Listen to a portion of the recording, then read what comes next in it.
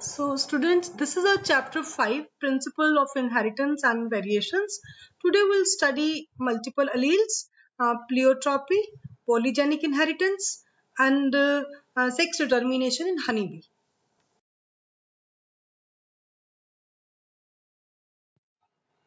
So multiple alleles, when more than two different forms of given gene exist in a species, they are called multiple alleles.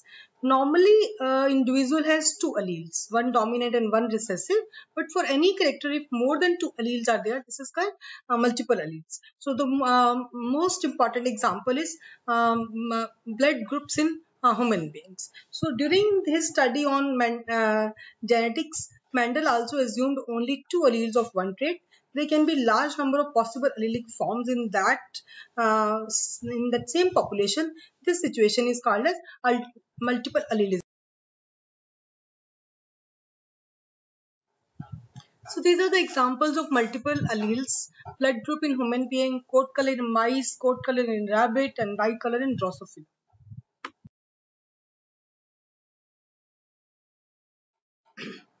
Classical example of multiple alleles, ABO blood grouping.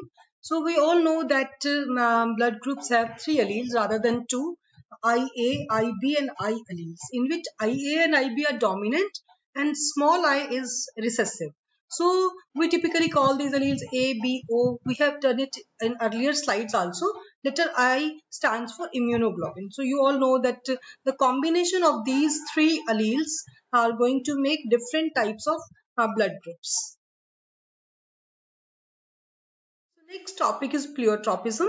Pleiotropism is defined as when one gene influences multiple unrelated phenotypic traits. So the example is phenylketonuria. This is disease which occurs in humans. The disease is caused by mutation in gene that codes for the enzyme phenylalanine hydroxylase. This manifests itself through phenotypic expression characterized by mental retardation of an individual and reduction in hair and skin pigmentation. It means one gene affects a lot many phenotypic effects, mental retardation, reduction in hair and skin pigmentation. As I've told you about disease phenylketonuria, this disease can cause mental retardation and reduced hair and skin pigmentation. Phenylketonuria is due to the mutation in a single gene that codes to the enzyme phenylalanine hydroxylase.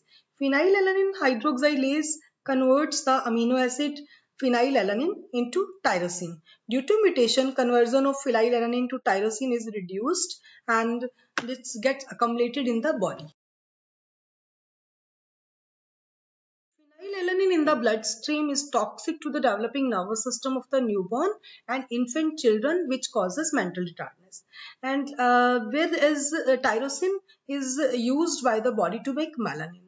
So it affects on the skin pigmentation of the hair and skin also. So the failure to convert normal levels of phenylalanine to tyrosine results in less pigmentation of hair and skin.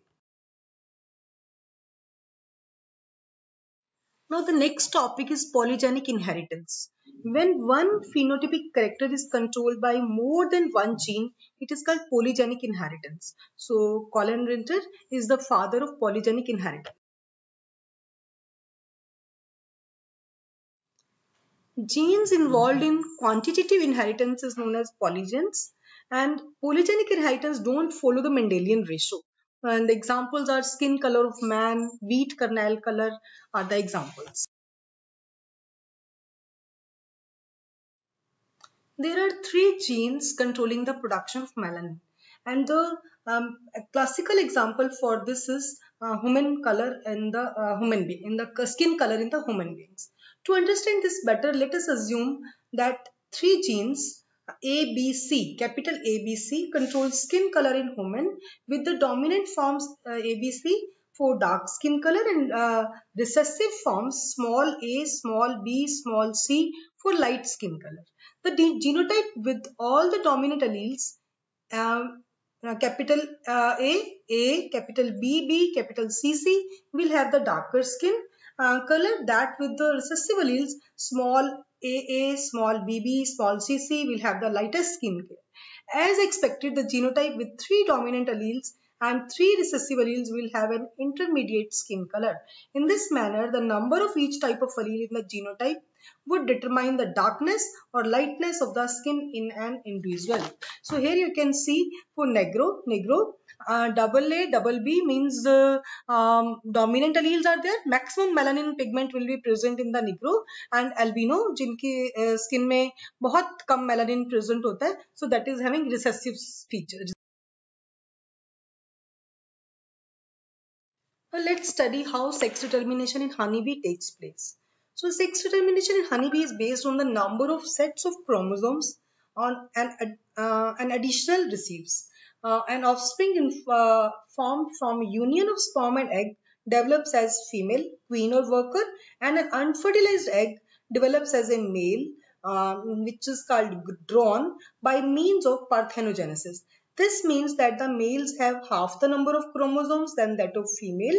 The female are diploid having 32 chromosomes and male are haploid that is having 16 chromosomes. This is called a haplodiploid sex determination system and has special characteristic features such as male produce sperms by mitosis, and they don't have father and thus cannot have sons but have a grandfather and can have grandsons.